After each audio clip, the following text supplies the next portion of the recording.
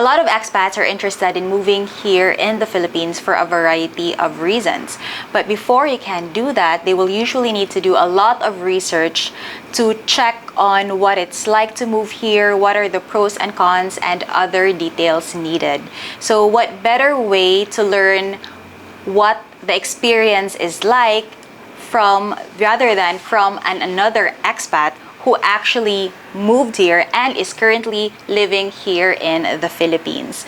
So let me introduce to you my guest for today. He is a good friend of mine and also one of my clients, Jeffrey Lynch. Hi, Jeffrey. So thank you for doing the interview. Oh, my pleasure. I'm glad you're actually everything here you've in his done home for us. Yeah, everything in you've done for us. Primavera. I'd be glad to do the interview. And if I could provide any insight for people wanting to come here, so they can avoid some of the pitfalls. Yes, I'd and be you're glad the to best do that. resource since you've actually done it. Yes, and glad I did. I don't have 1 foot over in the U.S. and 1 foot here. I'm here permanently in the Philippines. And Speaking of that, what brought you here in the Philippines? Why did you make the move? a promise. A promise to who? My wife. Okay. Who is a Filipina? Yes. I promised if she would come to the U.S., that when I retired, I would come here. So she came to the U.S. We lived there for 18 years. We have 2 daughters, and it just became time for me to say enough's enough. 42 years of doing anesthesia. What was your job in the U.S.? Anesthesiologist. Oh, okay. In the medical field. Yes. And you've been staying there with your wife for how long? 18 years. 18 years. So it's also a long time for her. Yes, in South To Carolina, live in a different country. and then in California, for a brief time in Arizona. But the last 8 years was in Northern California. So it just really became time for us to move on for the benefit of my daughters. So any expats who are in the category of married with children. And you have 2 kids. What are their ages? I have 2 daughters. One is 5 and one is 13. Faith is the youngest. She was a surprise. And Zoe is the oldest. That's a long gap. Yeah. 13 and 5. Well,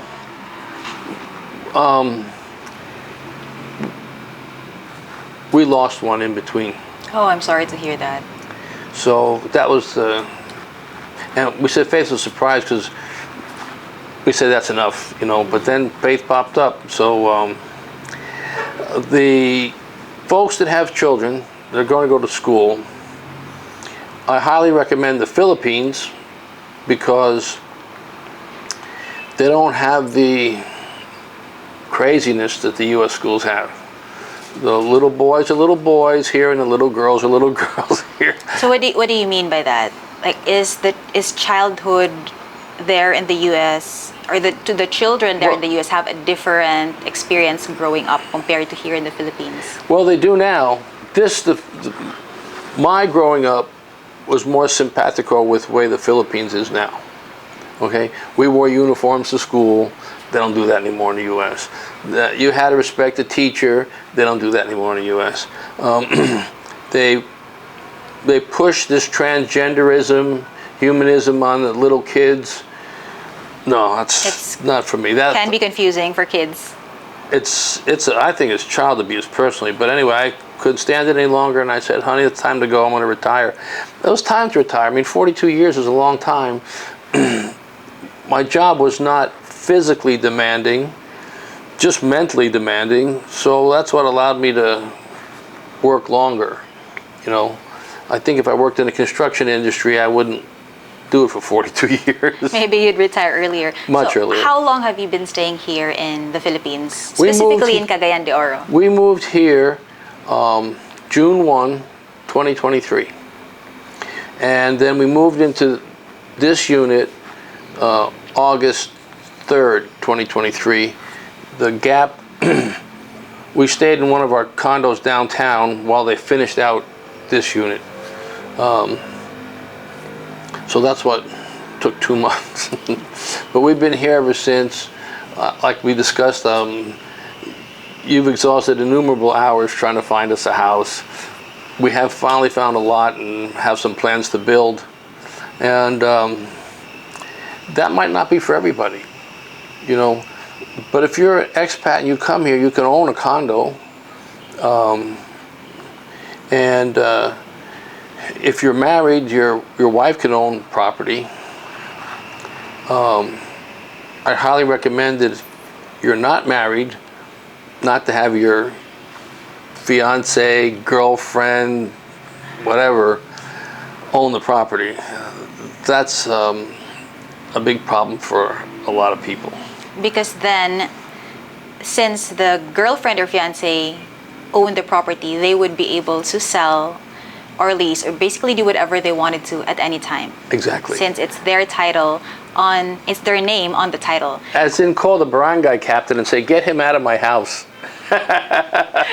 They could literally evict you, but Yes. it's a good thing you're married. Yes. I'm married to a very sensible Filipina, so I have no worries there. But I'm just cautioning people, don't do things foolishly.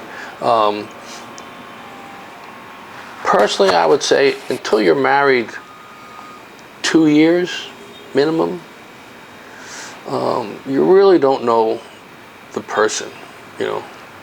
The party manners are still involved. So, The honeymoon period. yes. So once you've surpassed that and you know all the ins and outs, know all the family history and what have you, then you might venture forth into that. But prior to, it's a word of caution. I know many expats who didn't heed that caution and paid a dear price. A lot of them get wiped out and have to go back to their country, wherever they were from. But you can avoid all that if you just use good thought process. And tread carefully. Yes, most definitely. Like I said, the school system is akin to what I was used to when I was growing up. So, you know, that's a long time ago. So what do you think of the schools that your daughters go to here? What's the main difference that you see compared to schools in the U.S.? They're more academically oriented. Anyone who's read any news from the U.S. has seen over the years these school shootings. Don't have that here. Yes, Don't have that here. That's so scary. As a matter of fact, the school my daughters go to, I'm not even allowed to go in. They can be very strict. They can. They are. And they don't tolerate any boyfriend, girlfriend. They don't tolerate any bullying. They don't tolerate any of this woke agenda. It's really similar to when I went to school. So you like it? I do. For me, it fits well. My wife's family has been going to this school for about 3 generations, so you can kind of see the result of that education in her cousins and whatnot. What was your first impression of the Philippines when you first came here? Okay, when I first came here and you know, everything was sunshine and lollipops, you know, oh, great weather, which my wife always shook her head. She says, how come you don't complain about the heat? Well, I lived in Florida, okay? This is very similar, you know, kind of humid, rains every day, you know, so it didn't bother me.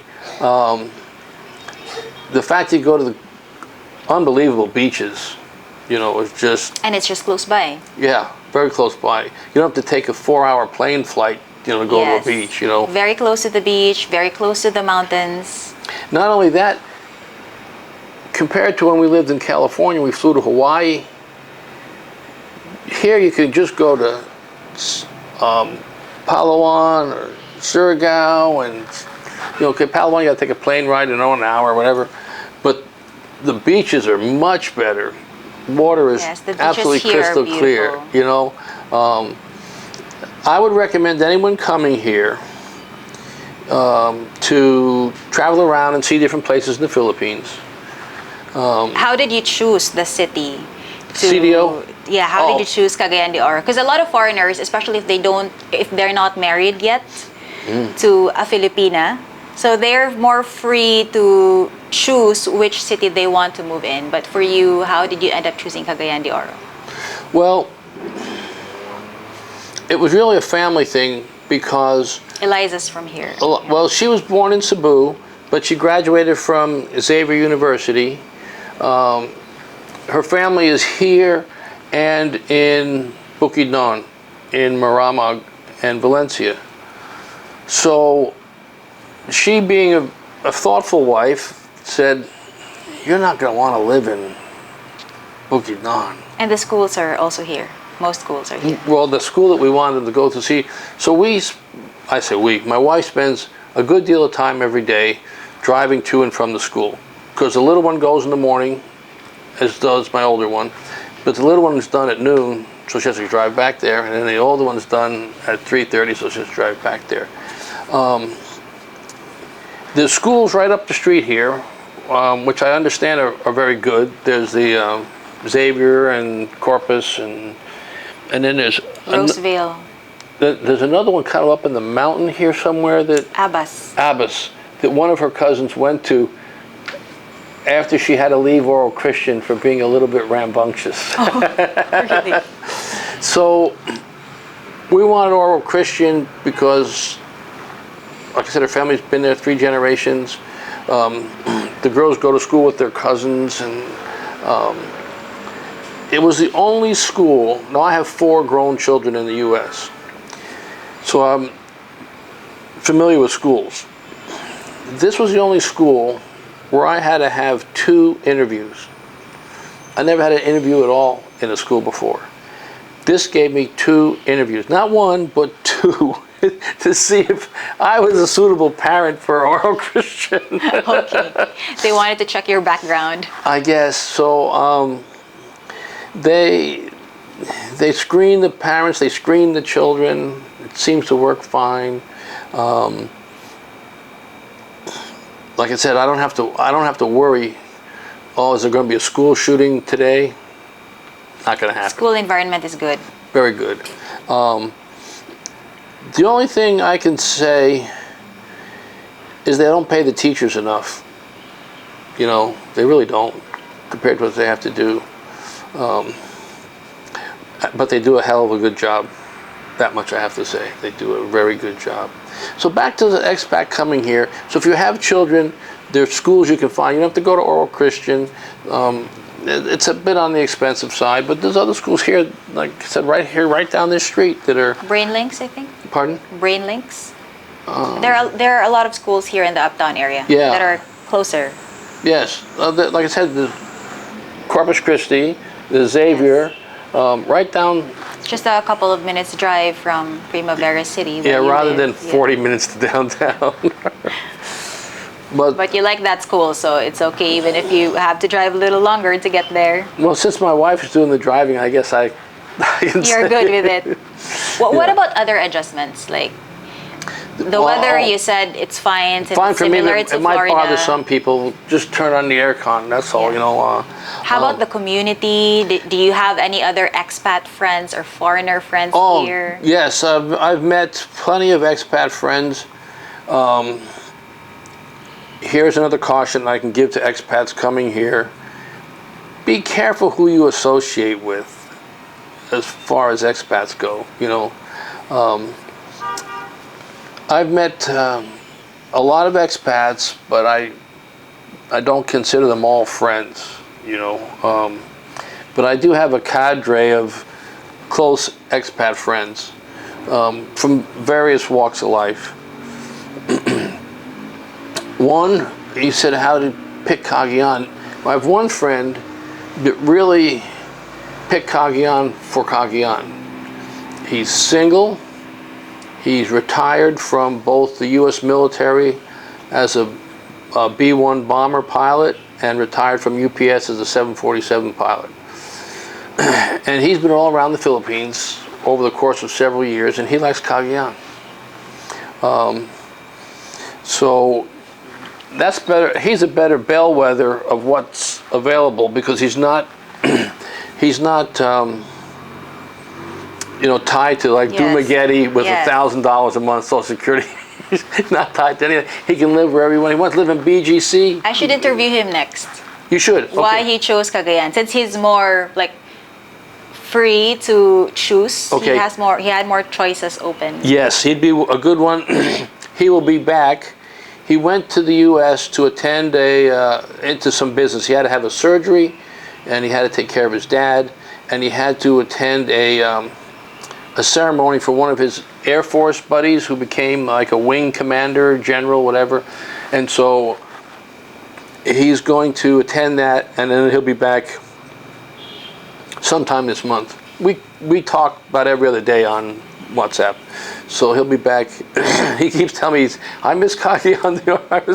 So, but he'd be a good one because he's lived in various places. So he's familiar with other cities in the Philippines, Yes. but still ended up choosing Cagayan. Yes, and so we're glad he did. We're hoping he'll stay here. My wife and her So he sister. has a property here already? Like, No, not yet. he stays over at Xavier Estates. He's renting a unit there. Yeah, there's I can't think of the name of the place, but expats that are coming here can obviously rent there at Xavier Estates and get an idea of Uptown. They can rent here at Primavera and get an idea of Uptown. But my wife and her sister were trying to matchmake for him. Really? Were they successful? Well, I don't know how you would measure success other than the fact that he still communicates, and she lives in Valencia. Very nice young lady. She works for my sister-in-law. Her mother's worked for my sister-in-law for 10 years, so they're a solid, stable family. And I can tell you that when he was here, he took a taxi once or twice from here to Valencia. Wow, that's far. Take her to dinner. That's very committed of him. Yeah, so we're hoping things work out. It would be nice, but So in terms of community, you didn't have any problem like acclimating here No. in One thing- Cagayan de Oro? no, one thing. Or you didn't feel lonely leaving your friends in the U.S.? No. The hardest thing was leaving my kids in the U.S., but they're grown, and they don't need me to do anything for them. They're doing their own thing already. Yes. Let me see. All 3 of the 4 are married, and 1 is like living together, not married. But as far as the community here in the Philippines, it's hard to find a place where you meet nicer people. Really is. Everyone is friendly. Everyone's smiling. Oh, this is my wife, Eliza. Hi! Nag-interview me. Hi. So, now there is one fallacy that everyone speaks English. Here in the Philippines. Well, majority either speaks or Attempt. understands. Yeah. Well, you have to, if you come here, be prepared to speak slowly, which I have to think and do, and remember that English is maybe their second or third language, probably third, because everyone learns Tagalog, which is the national. Then they have their own Dialects. Dialects. Depending on which city right. we're So living in. you'll just have to, I find the best thing to do is, like if you want something in the store, look it up on your phone, get a picture and show it. Okay, that's And you don't more have to say a efficient. word. It gets done. But everyone's willing to help. There's one caveat. If you have a fiance, wife, etc., let her do the shopping, no matter what it is, because otherwise you'll end up paying a skin tax or a foreigner tax. tax. Foreigner tax. Yeah. And it can be substantial. So just keep that in mind. If you don't have the luxury of having a wife or a fiance or whatever that can do the shopping, don't accept the first price. Just don't accept it. And make an offer. If they don't take your offer, it's their loss, not yours. There'll be someone else doing the same thing, trust me, within 10 yards. So what does a regular day look like for you? Well, since I'm retired and I'm not trying to make any YouTube vlogs to get my whole life revolves around getting up, going to the gym, and having coffee with my expat friends. Oh, at least you have expat friends to have coffee with. Yeah. So, and there are plenty of expats that you can have coffee with if your only criteria is that they're an expat. You know, because they meet over there at Krispy Kreme and they meet up on the 3rd floor of the mall. And So there are a lot of places that expats usually gather. I think so. Usually it's a coffee place, you know. Yeah, a coffee place. But like I said, be careful who you associate with. Because sometimes they're interested in obtaining your money. It's not only Filipinos that are interested in obtaining your money, believe me. So you just have to be aware And careful. and careful, you know, assess the person, their background, you know, look for some peculiarities in their story, you know. And if you do that, you'll certainly find expats that you can associate with on a regular And then basis. you can build like a relationship with and a friendship with. Right. Now, there's 2 places that expats gather other than the coffee shops. You probably know there's Jayco's. It's a restaurant. I think they meet there on Wednesdays. And the owner is Ted. He's from Louisiana. Very nice fellow. And then there's a place that years ago was called the Kingston Lodge. Kingston Lodge, yes. Okay. And that's now owned by an Australian. It was owned by a Brit. But I have no desire to sit around, smoke cigarettes, and drink beer. You prefer the coffee? I prefer coffee. I prefer a more erudite conversation rather than sitting and complaining about how the Philippines isn't like where you were from. But what do you like the most about living in the Philippines? Oh, it's laid back. I mean, it's like, it sometimes it's like a two-edged sword. It's laid back, you know, there's no pressure, but I still have struggles with time. Just being brought up from being in medical, from being in the military, time is the time. It's not some time. So what are your challenges? What challenges did you experience living here in the Philippines? Not to expect people to be on time. Oh no. But then again, I've been to the Bahamas and they have the same thing. They call it Bahamian time. Here you call it Filipino time. It means to show up whenever. That's just hard for me So to get over. basically you have this agreed time to meet and then they show up Whenever. whenever they want, like late most of the time. Well, this friend, Jack that I referred to, Eliza tried to matchmake him with another person that she knew that was from here, actually here in the building. And so she invited them both to dinner.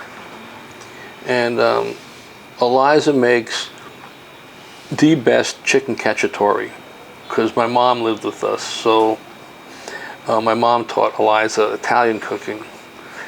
So we invited them, and so I'm not sure the time. 5 o'clock.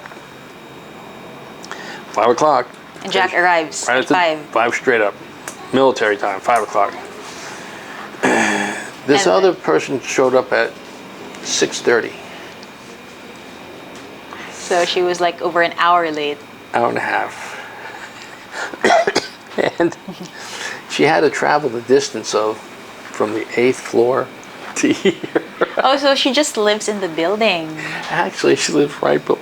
like right right below below where your we're at. unit. If you drill a hole right here, you'll be into her place. So wasn't it great? Traffic delay or anything? Yeah. There was a line at the elevator. It's just That must So- have been a pretty long line. that went. So that's Jack okay. was like, no. No, he's not down with that. That's okay.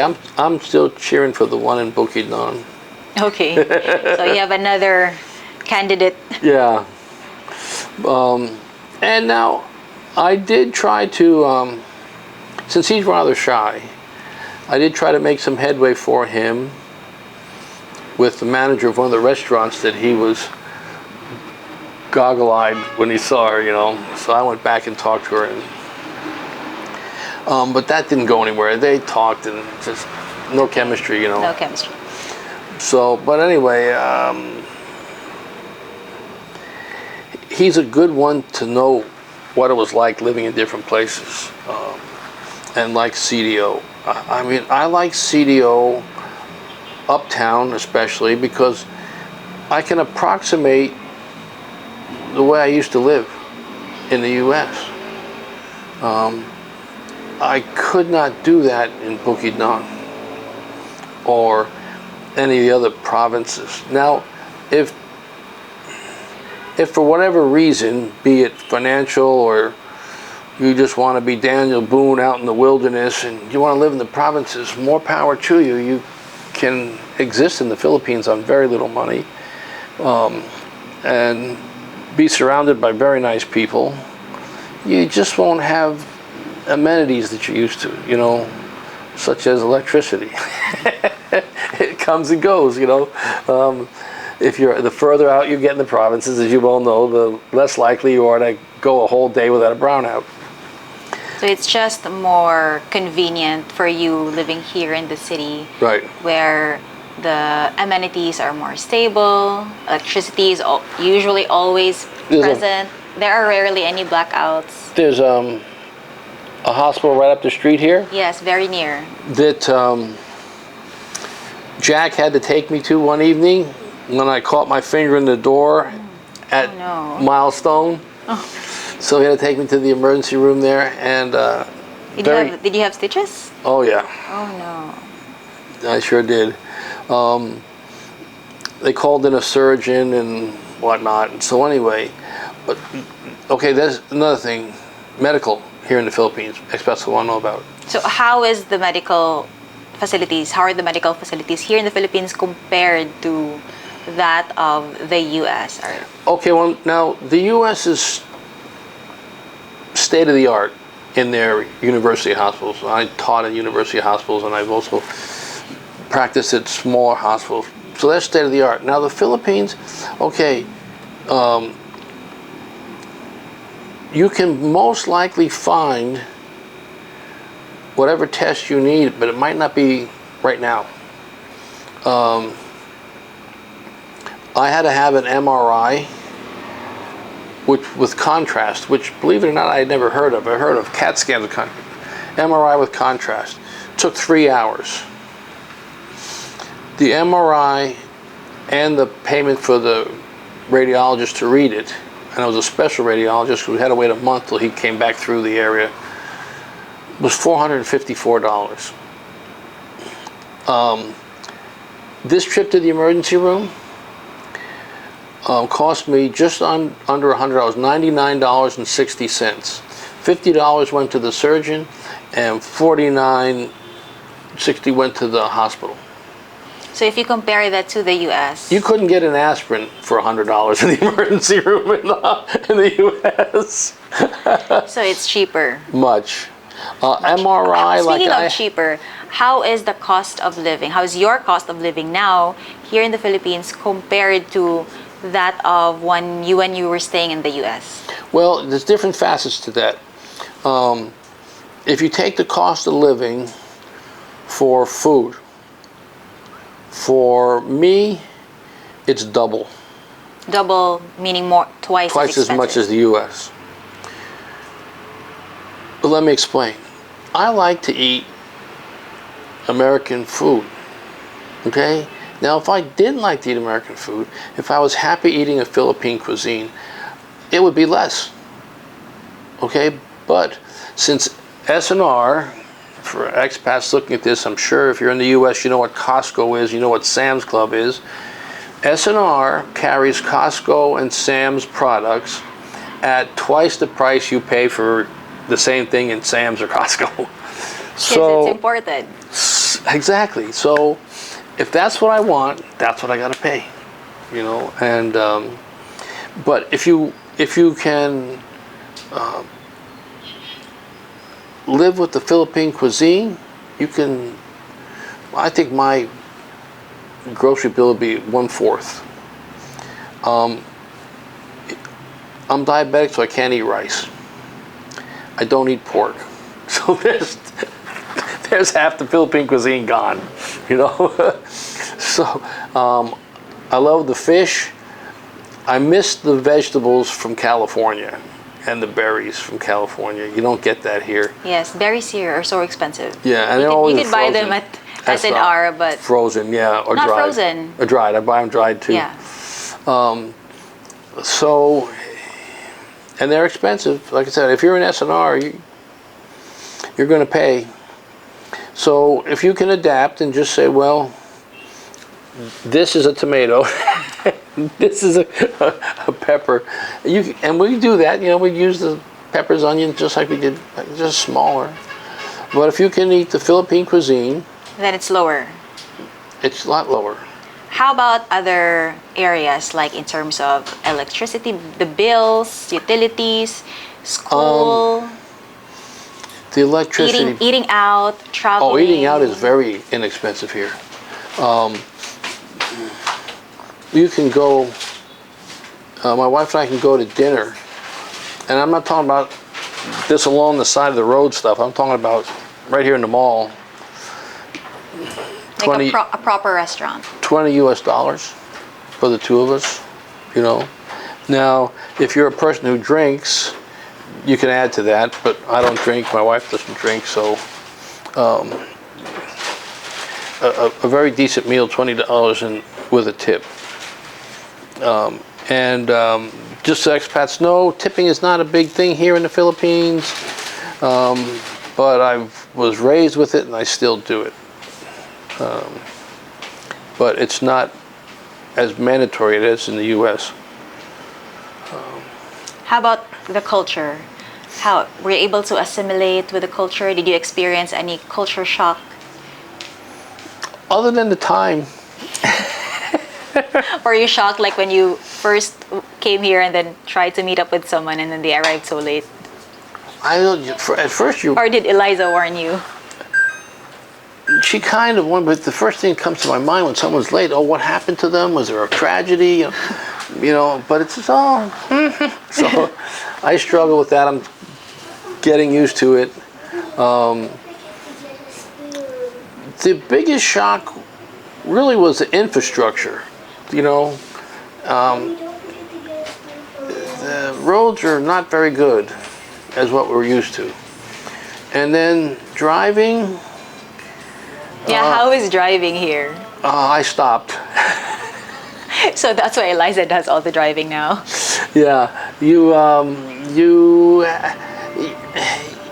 have to have a different perspective on driving. I drove for a while. The first year I was here, I was driving. I just stopped lately. And there's very few traffic lights, but everyone just seems to merge and get through the intersection without having a wreck. It's like free for all. Huh? It's free for all. Yeah, it's a free for all, but it tends to work out. So that was a shock, you know, not having a lot of traffic lights, a lot of traffic signs, no traffic police. I don't think I've ever seen a police on the road. Oh, no, I haven't. You know, unless they're headed to the donut shop or something. I don't know. They have those like pickup trucks with a roof on the back and two benches, you know.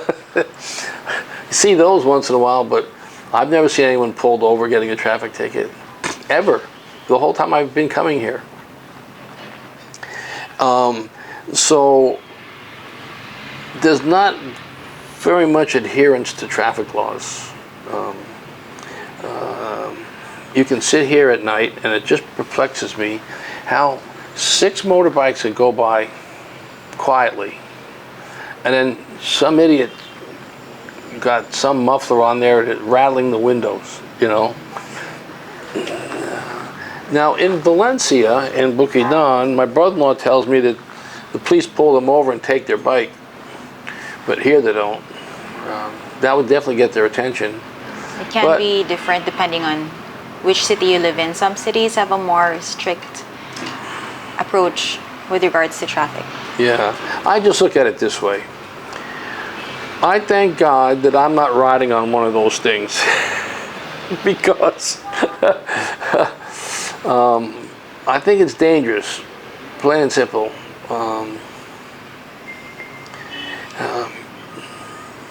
How about like social clubs? Are there any social clubs or activities available to expats or foreigners? Well, if you're a golfer, there's the golf course right down the road. You know, I had a lot there on the golf course. Yes. But I sold it because of my vision. I lost my vision. I don't play golf anymore. There's another reason why I don't drive. So as far as other activities, I think there's over at Xavier, isn't there tennis? Yes, there's a tennis court there, a pickleball court. I've never tried pickleball, but my husband's tried it. Basketball court, swimming pool. Yeah. So there are like a couple of courts that you can use if you want to play with your other friends. So there's something you can do. I know a lot of them, expats that congregate at Jayco's, have motorbikes and go on motorbike rides, and you know, I'm pretty much barred from that. So be it. How about the visa process? Now, How did you handle it? Did you have a tough time getting your visa to be able to stay here longer? so here's the thing, a caveat to all military service veterans. The SRRV visa, which I think they require somewhere between $10,000 and $20,000 cash bond to be retained in the bank. Stop me if I get any of this wrong. For veterans, it's $1,500, which is like, to me, a one-time payment. Okay, but I didn't know that. I thought I had to put $10,000 to $20,000 in a bank account that the government's going to hold. I thought to myself, no. So I have a 13A visa, is it? Married to Filipina. So did you have to put anything in the bank as a bond with that visa? No. But we started the process in California, did the legal, all this other background stuff. Who did you coordinate with regards to your visa? Like the Philippine government, the embassy? The embassy in San Francisco. Big mistake. Maybe, maybe not, I don't know. But this, in my situation, I sent all the stuff in. They called me the day before we were leaving and said, oh, we're going to turn down your visa. I said, why? Well, you didn't give us your passport. I said, how can I give you my passport if I'm leaving tomorrow? I need my passport. And they said, well, just come into the office, bring your passport, and we'll give you your visa. Which they did. And we took the paperwork, and on we went. And we came here to the visa place. And in they said, Manila? no, right here in Cagayan.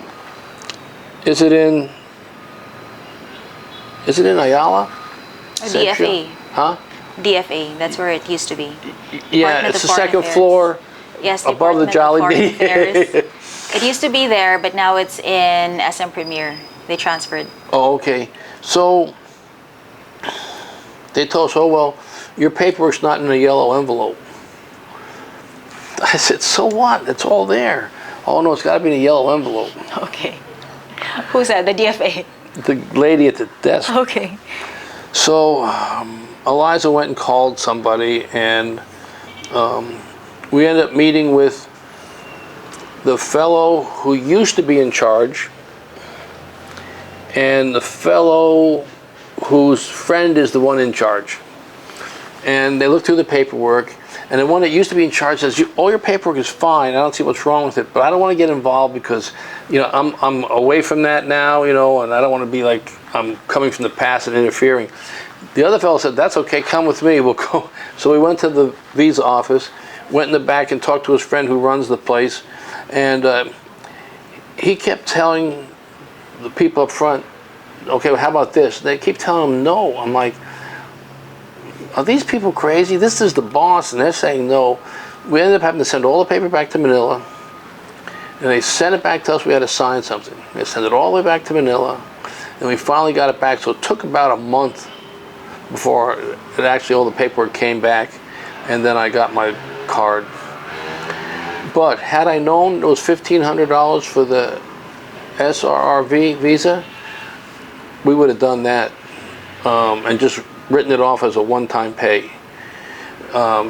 Truthfully, the SRRV visa, you can come and go.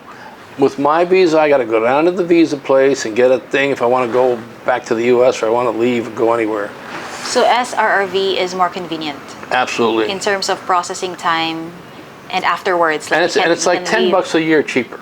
If that matters. That's what, but I mean, now if you're comfortable giving the government 10, 20,000 of your dollars to hold on to, SRRV visa is better than the 13A, but I was not comfortable with that.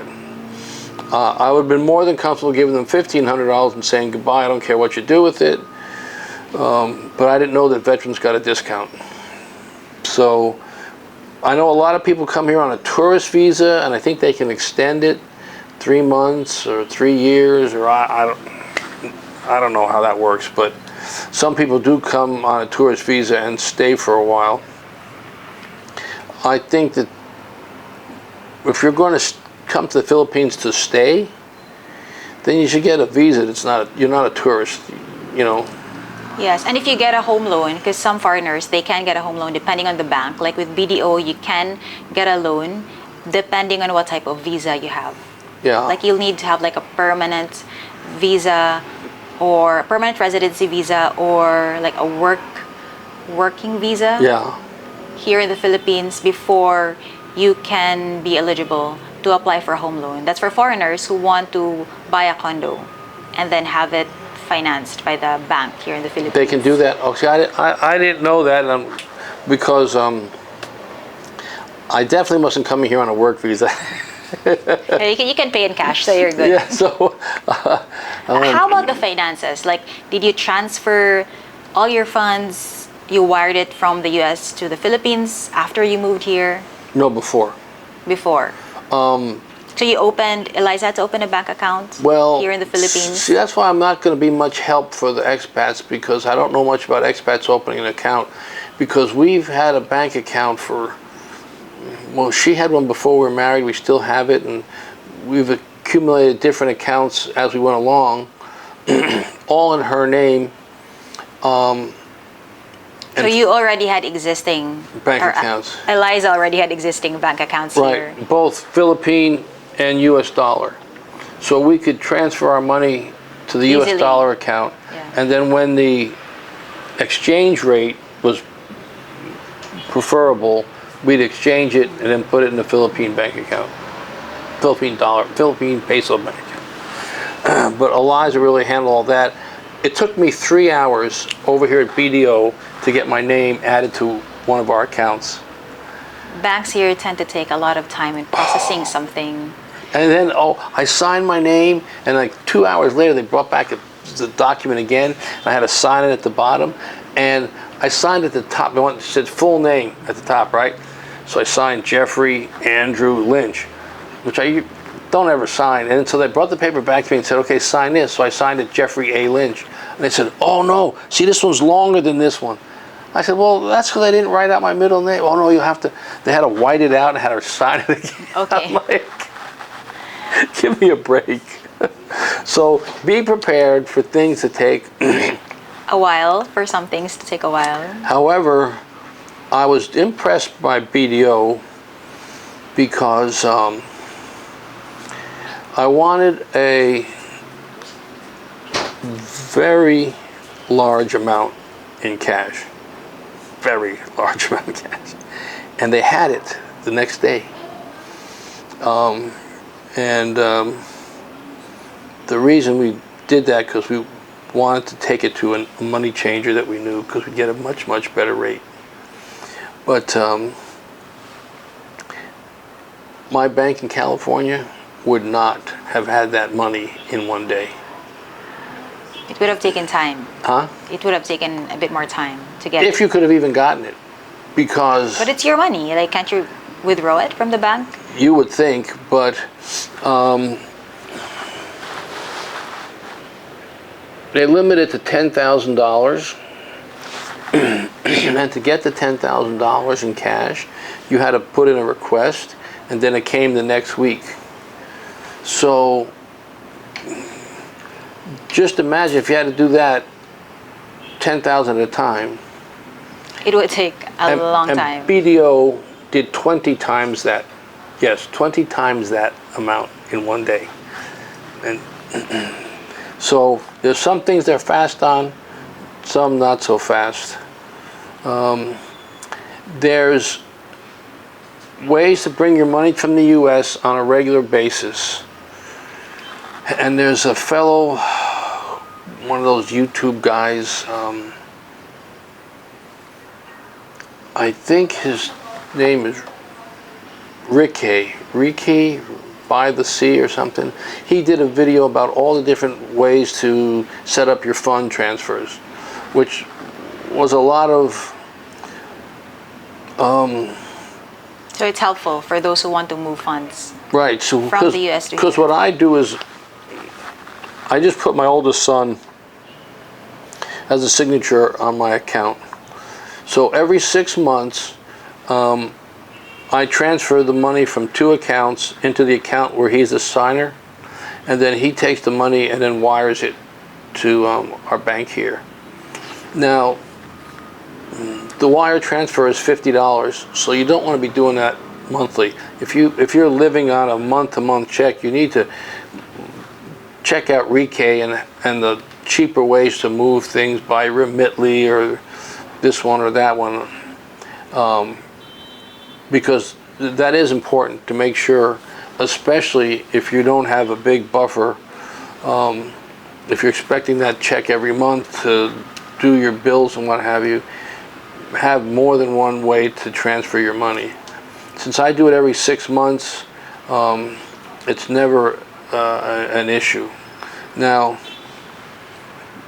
I can only do that because I have my son there, and I can trust him to do whatever I ask him to do, and he can be a signer on my account, and it doesn't matter. Yeah, that's very convenient since you have someone over there. That's right. Now, how about what were the things that you wished you knew before moving to the Philippines? Well, I wish I knew certain things that they didn't have. I happen to like steel-cut oatmeal. Steel-cut oatmeal. Right.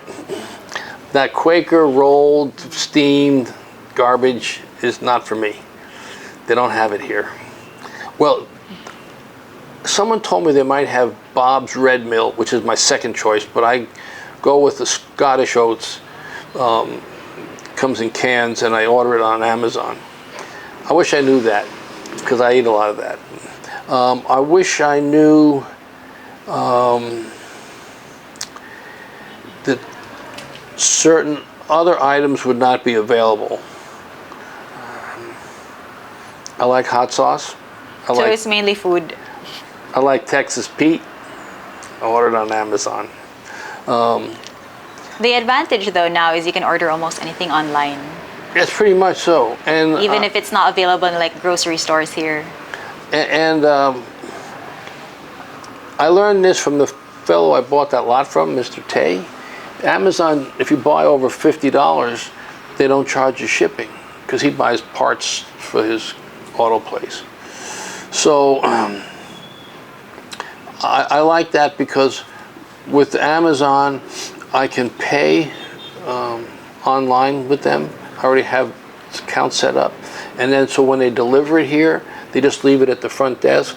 Whereas if I order from Lazada or something, I haven't got comfortable with giving my credit card information out, so I have to meet them and pay them COD. They're pretty safe. I just use my credit card to pay for purchases there. You do? Yeah. Now, I tried to get a Philippine credit card. Here's some expats, if you're in my age category, they turned me down.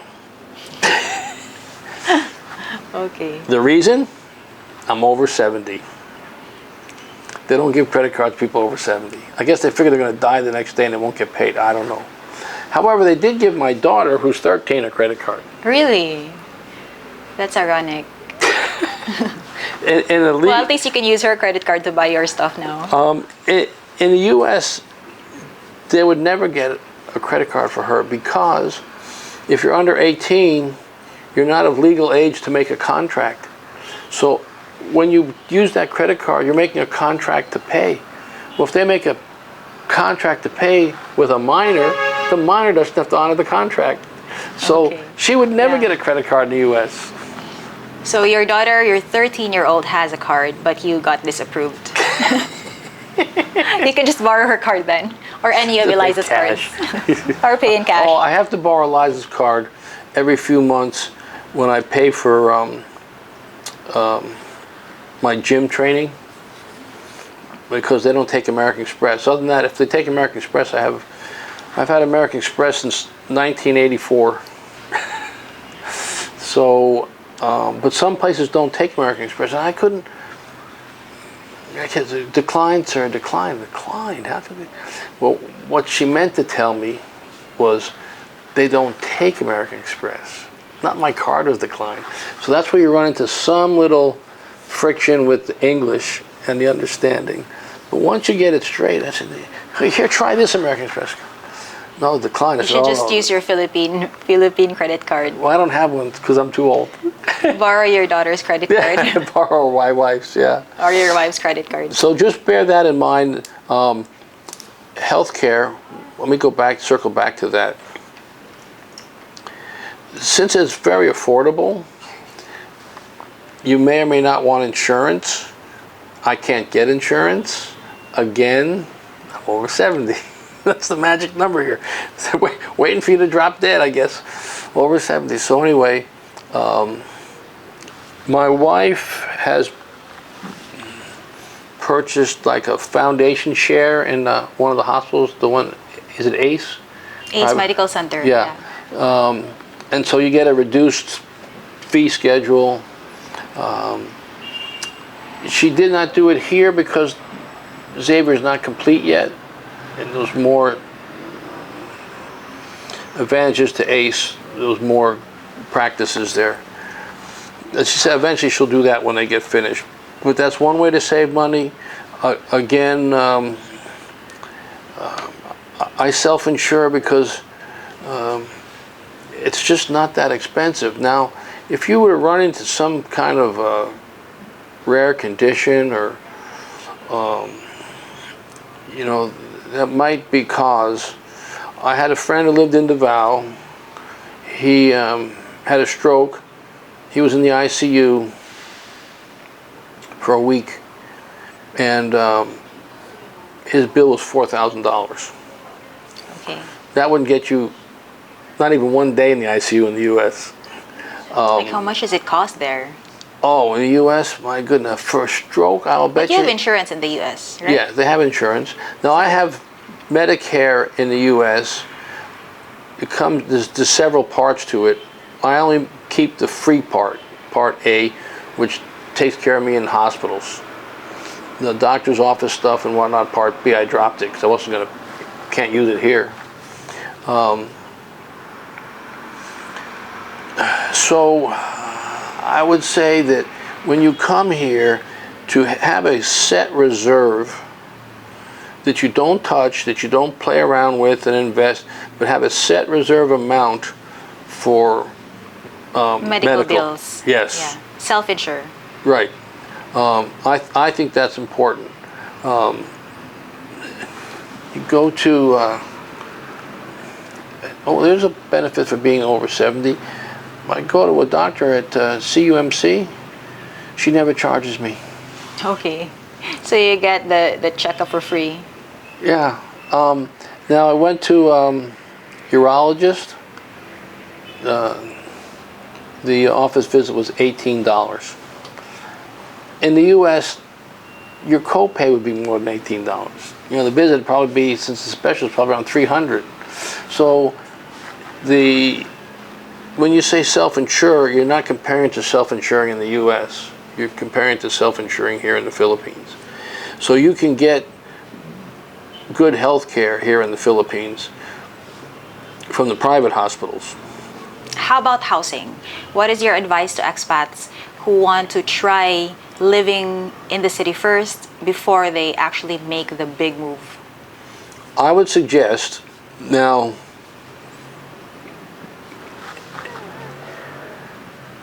just based on my dealings with you in real estate and having been a real estate broker, I would suggest they contact you, and I'd suggest that they set up a game plan. Since if they're, let's just say the person coming here by themselves, no wife, nothing, get with you. I would get a condo, live in the condo, and take trips around the Philippines just to make sure this is where you really want to be. You know, who knows, you may find some place you really like because you find someone you really like. Yeah.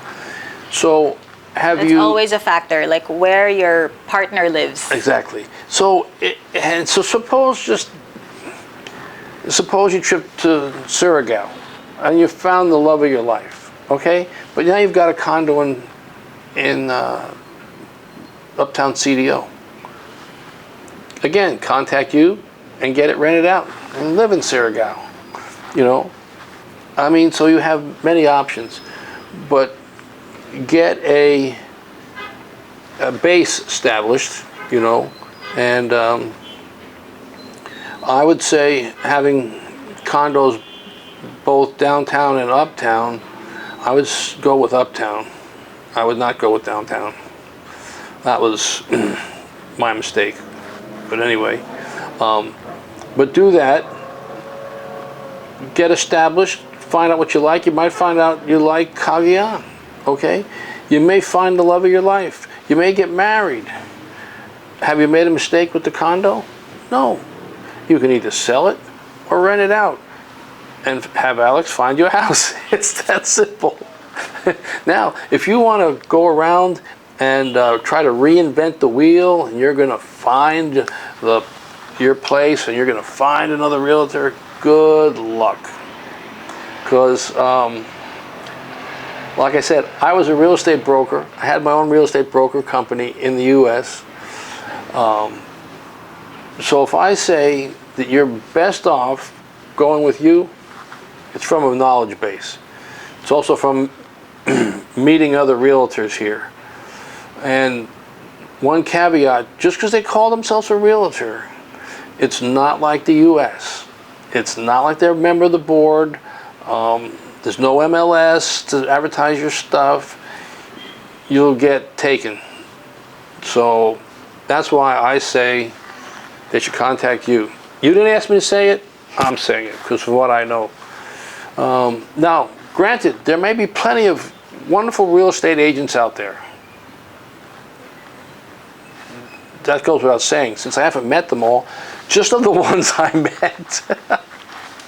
What was your experience with the other agents that you met? Oh, good heavens. I mean, things are just bizarre.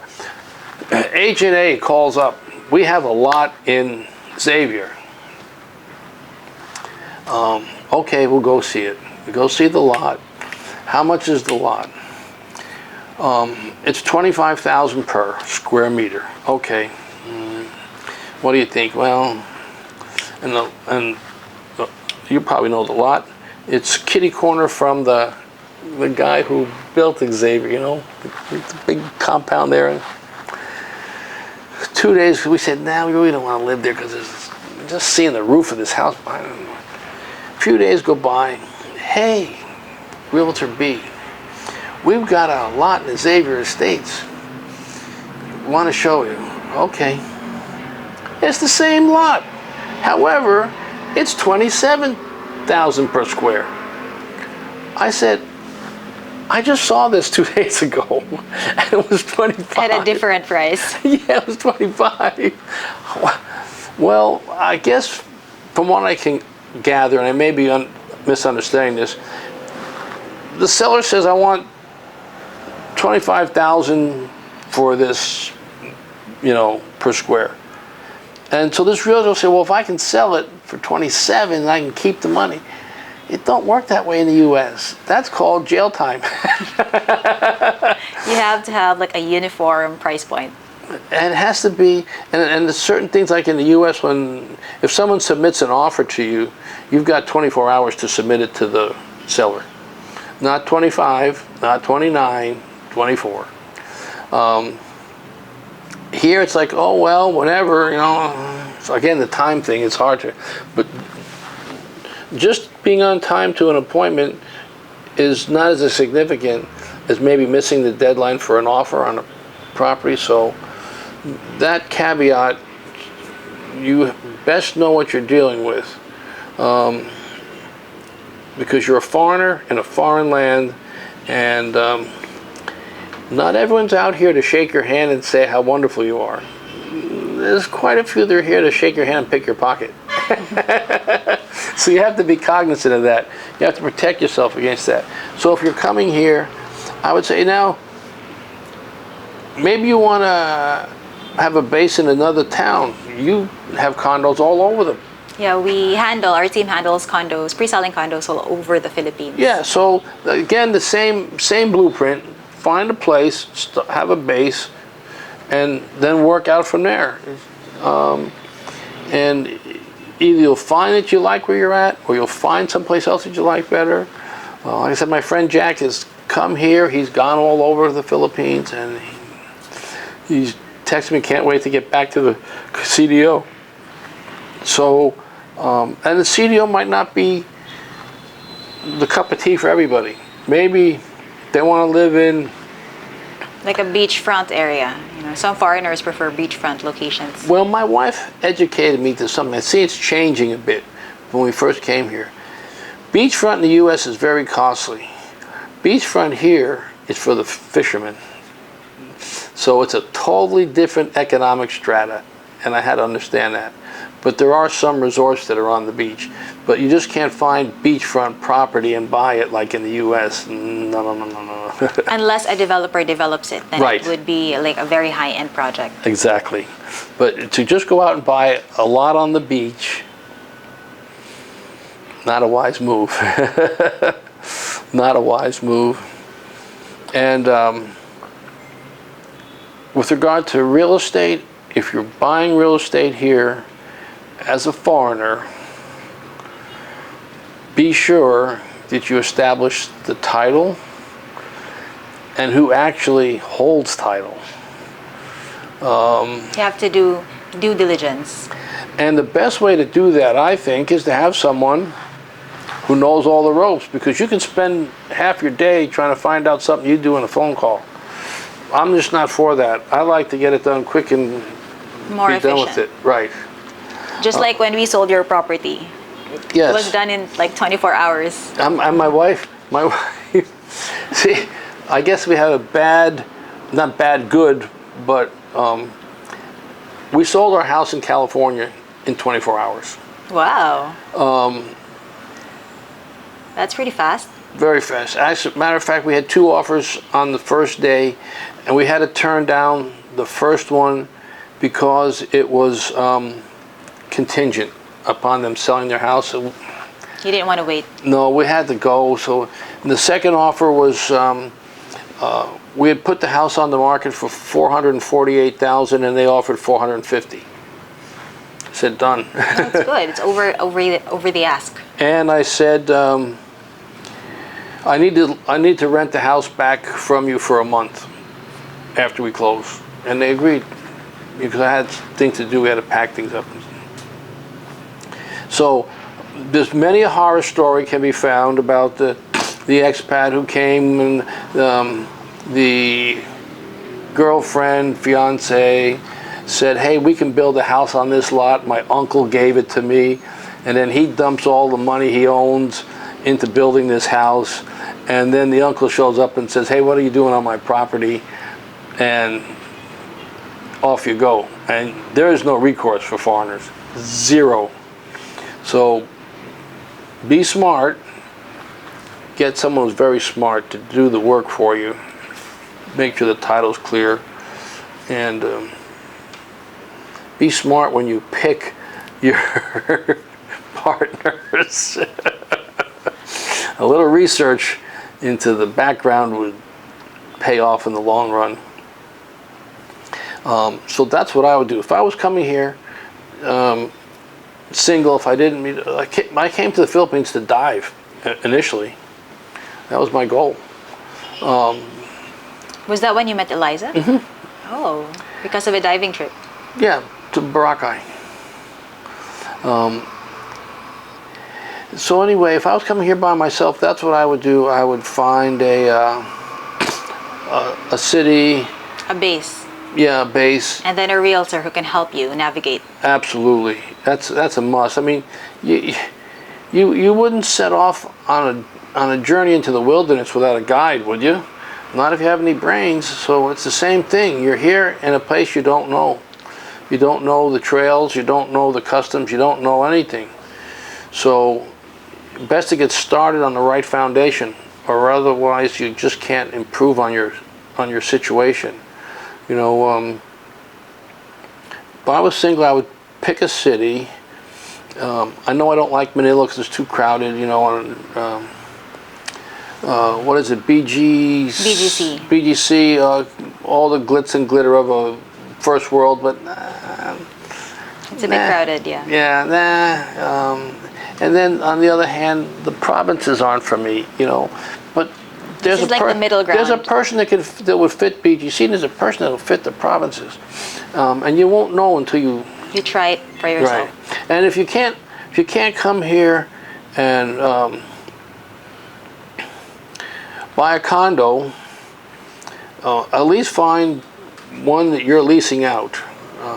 And you could still get the same or at least similar experience while renting out the unit. Now, the thing I must say that I've not bought any property in the Philippines, whether it be bare land or condos, that I haven't doubled or tripled my money.